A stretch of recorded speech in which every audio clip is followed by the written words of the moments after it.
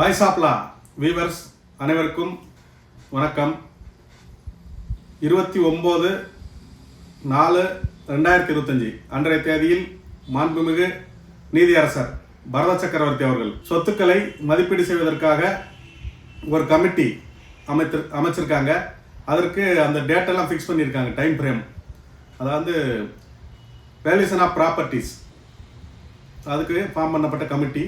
டீட்டெயிலாக ஒரு வீடியோ போட்டிருந்தோம். அதற்கப்புறம் இப்போ இடையில அந்த டிஆர் அவங்க மீட்டிங் கூட்டலன்னு ஒரு வீடியோ போட்டிருந்தோம். அதுக்கப்புறம் அவங்க எல்லா மாவட்டத்துலேயும் இப்போ கூப்பிட்ருக்காங்க அப்படின்னு ஒரு வீடியோ போட்டிருக்கோம். இப்போ அதில் எந்த மாதிரி விஷயங்கள் இருக்குதுன்னு சில குழப்பங்கள், அதாவது சில சந்தேகங்கள், சில புரிதல்கள் இல்லாமை, மிஸ் அண்டர்ஸ்டாண்டிங் வந்திருக்குது. அதற்கு என்ன செய்யணும் அப்படின்னு சில கேள்விகளை எல்லோரும் கேட்டிருக்கீங்க. அதற்கான விளக்கம் என்னன்றது முதல்ல நம்ம ஜட்ஜ்மெண்ட்டை நம்ம திரும்ப ஒன்ஸ் அகெயின் அந்த நீதியரசர் பரத சக்கரவர்த்தி அவங்களோட ஆர்டரு, அதோட விளக்கத்தை சொல்கிறேன். அதற்கப்புறம் அதில் என்ன செய்யணும் அப்படின்றத சொல்கிறேன். அந்த உத்தரவில் என்ன இருக்குதுன்னா, therefore for each district in addition to the competent authority there will be 3 members in subcommittee. This will include the district registrar of concerned district and 2 approved valuers as detailed below in the tabular column. The valuation will proceed simultaneously for each of the district. அதாவது என்ன அர்த்தம்னா, ஒவ்வொரு மாவட்டத்திற்கும் தகுதி பெற்ற அலுவலர், competent authority, DRO தவிர மீதி 3 பேர் இருக்கணும். அதில் என்னென்னா டிஸ்ட்ரிக்ட் ரெஜிஸ்ட்ரார், அப்போ மாவட்ட பதிவாளர், பதிவுத்துறை, டாக்குமெண்ட் ரிஜிஸ்டர் பண்ணுற பதிவுத்துறையோட மாவட்ட பதிவாளர் டிஸ்ட்ரிக்ட் ரெஜிஸ்ட்ரார், மற்றும் 2 மதிப்பீட்டாளர்கள், அப்ரூவ்டு மதிப்பீட்டாளர், அரசாங்கத்தால் அங்கீகரிக்கப்பட்ட மதிப்பீட்டாளர்கள், அவங்க ஒரு 2 பேர் இருக்கணும். அப்படின்னா தான் அவங்கெல்லாம் யாருன்னா பேங்க் லோன் வாங்குறதுக்கு செய்கிறதுக்கெல்லாம் வேல்யூஷன் கொடுப்பாங்க இல்லையா, கட்டட மதிப்பு, அவங்க இருக்கணும். அவங்க கீழ் குறிப்பிட்டவாறு, இந்த காலத்தில் குறிப்பிட்டவாறுன்னு சொல்லியிருக்காங்க. அந்த டேபிள் போட்டிருக்காங்க, எந்த மாவட்டத்திற்கு யார் யார் வேல்யூவர், யார் யார் company side representative. Company side representative இதில் மென்ஷன் பண்ணலை, அது கம்பெனி சைடு அவங்க கொடுப்பாங்க. இது டெபாசிட்டர் சைடு ரெப்ரஸன்டேட்டிவ், முதலீட்டாளர்கள் தரப்பு பிரதிநிதிகள் இதில் இருப்பாங்க.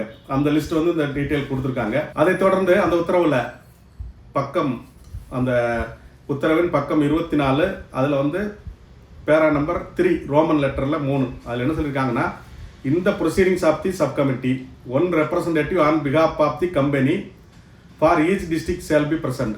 Similarly 2 representative from the depositor shall also be present. The company's representative as well as the depositor's representative will be entitled to accompany the subcommittee during physical visits, and they can provide their inputs during the committee's deliberations of fixing the market value. They are entitled only to give their inputs and it's up to the committee to act upon the suggestions. அதாவது இதில் என்ன சொல்கிறாங்கன்னா, அந்த சப்கமிட்டி துணைக்குழு அப்படின்னு சொல்கிறதுல 2 முதலீட்டாளர் தரப்பு பிரதிநிதிகளும் 1 நிறுவன தரப்பு பிரதிநிதியும் இருக்கணும். அவங்க அந்த இடங்களை நேரடியாக அந்த கமிட்டி பார்வையிடும், அந்த டிஸ்ட்ரிக்ட் ரெஜிஸ்ட்ரார் அண்ட் வேல்யூர்ஸ் பார்வையிடும்போது இவங்க கூட போகலாம். கூட போயிட்டு இவங்களோட கருத்துக்களை அந்த மார்க்கெட் வேல்யூ சம்மந்தமாக இவங்களோட கருத்துக்களை தெரிவிக்கணும்.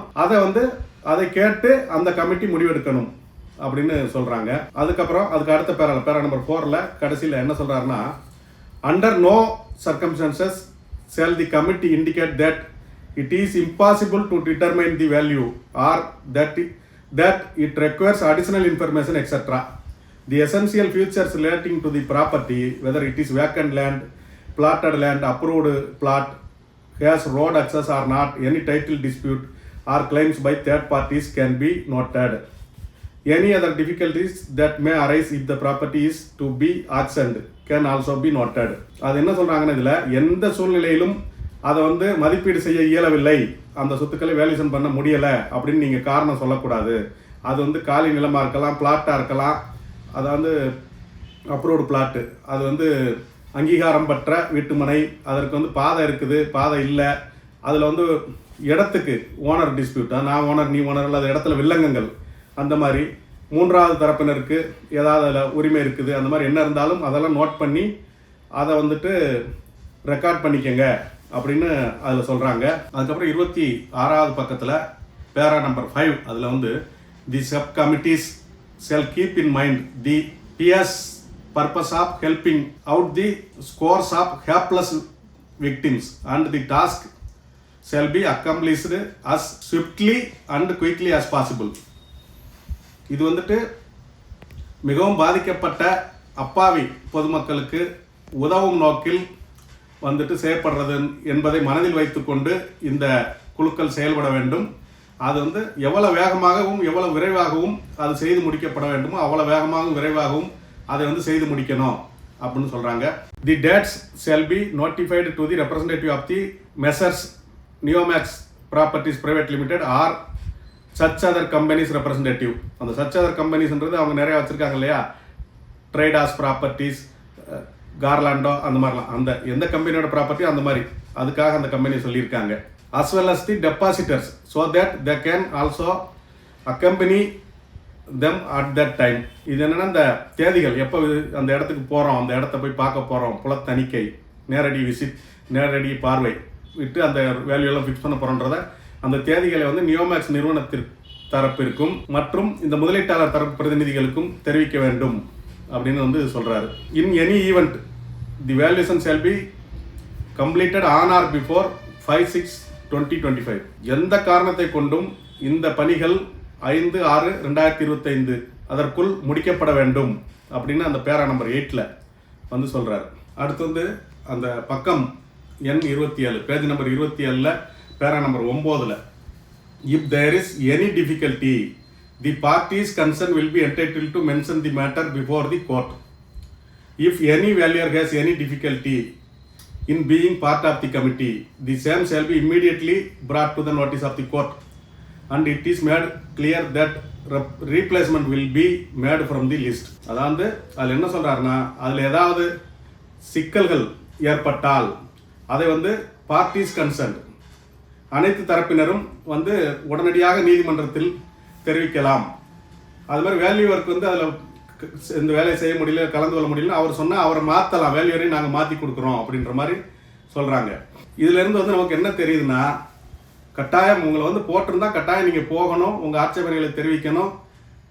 அவங்க வந்து அதை நோட் பண்ணி அதில் முடிவெடுப்பாங்க. அதுக்கப்புறம் என்ன ஆகும்னா நீதிமன்றத்திற்கு ஒரு அறிக்கை சமர்ப்பிப்பாங்க அவங்க, அந்த வேல்யூஷன் ரிப்போர்ட்டு. அது வந்து இந்த ப்ரொசீடிங்ஸில் ரெகுலராக நீதிமன்ற நடவடிக்கைகளில் என்னென்னா, உங்களுக்கு வந்துட்டு அந்த அஃபிடவிட் போடுறதோ, கவுண்டர் அஃபிடவிட் போடுறதோ, ஸ்டேட்டஸ் ரிப்போர்ட் போடுறதோ எதுவாக இருந்தாலும் அது ஒரு தரப்பினர் போட்டால் இன்னொரு தரப்பினர் அதுக்கு வந்து எய்தர் ரிட்டன் ஆர் ஓரல், எழுத்து மூலமாகவோ அல்லது வாய்மொழி மூலமாகவோ நீதிமன்றத்தில் ஆஜராகி ஆட்சேபனைகளை தெரிவிக்கலாம். அப்போ என்னன்னா, இந்த கமிட்டி வேல்யூஷன் ரிப்போர்ட்டை வந்து நீதிமன்றத்திற்கு கொடுத்தாலும் அதற்கப்புறமும் அதில் வந்து வழக்கறிஞர்கள், அனைத்து தரப்பு வழக்கறிஞர்களும் அது வந்து நீதிமன்றத்திற்கு அது வந்து நிறுவனம் தரப்பு வந்து ஒத்துக்கலைனாலும் அவங்களும் வந்துட்டு இது வேல்யூ வந்து கம்மியாக போட்டிருக்காங்க, எங்கள் வேல்யூ அதிகமாக போகும்னு போடலாம்.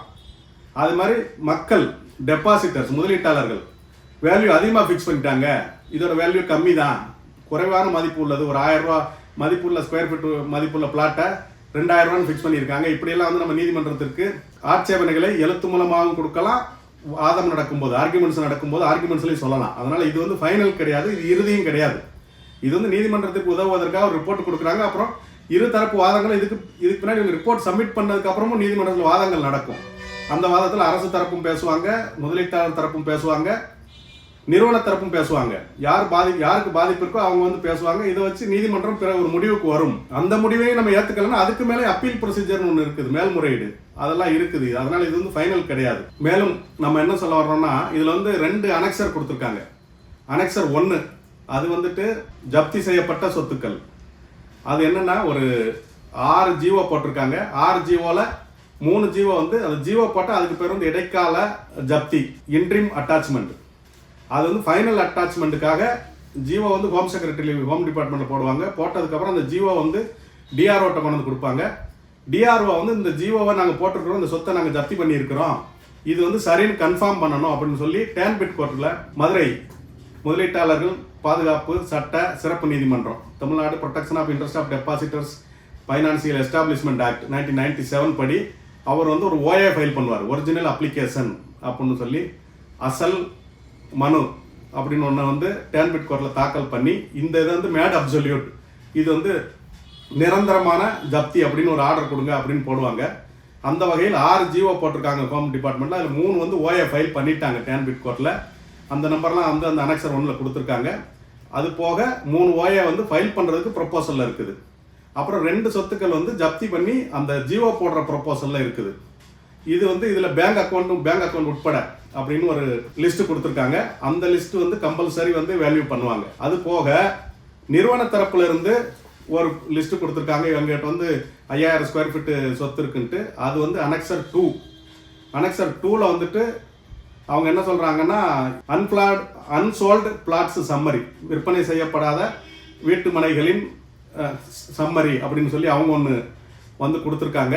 இந்த 2 தான் நீதிமன்றம் வந்து கொடுத்துருக்குது. அப்போ கம்பல்சரி இவங்க வேல்யூ பண்ண வேண்டியது இந்த 2 தான், அனெக்சர் 1, அனெக்சர் 2. அதுக்கப்புறம் என்ன செய்வாங்கன்னா இந்த DRO and police investigating agency, economic offences wing, பொருளாதார குற்றப்பிரிவு, அவங்ககிட்ட இருக்கிற விவரங்களை வந்து கொடுத்தா அதையும் வந்து இவங்க பண்ணுவாங்க. இதுதான் இப்போ பண்ண முடியும். ஒட்டுமொத்த நிறுவன சொத்து, ஒட்டுமொத்த பினாமி சொத்து, ஒட்டுமொத்த ஏஜென்ட்டுகள், டைரக்டர்கள், அந்த இதெல்லாம் வந்து நீதிமன்றம் செய்ய சொல்லலை.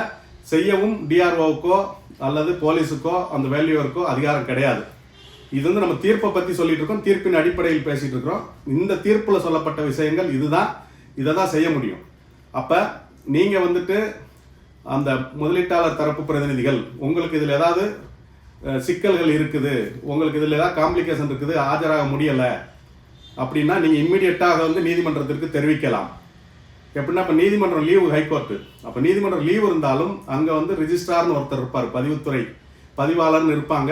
அவங்ககிட்ட போய் நீங்கள் வந்து மனுவாகவோ ஒரு லெட்டராகவோ அல்லது ஒரு மெமோ மாதிரியோ கொடுத்தீங்கன்னா அவங்க அதை உடனடியாக வந்து அந்த நீதியரசர் அவங்களுக்கு அனுப்பி வைப்பாங்க. தலைமை நீதிபதிக்கும் சொல்லிட்டு அதை அனுப்பி வச்சிருவாங்க.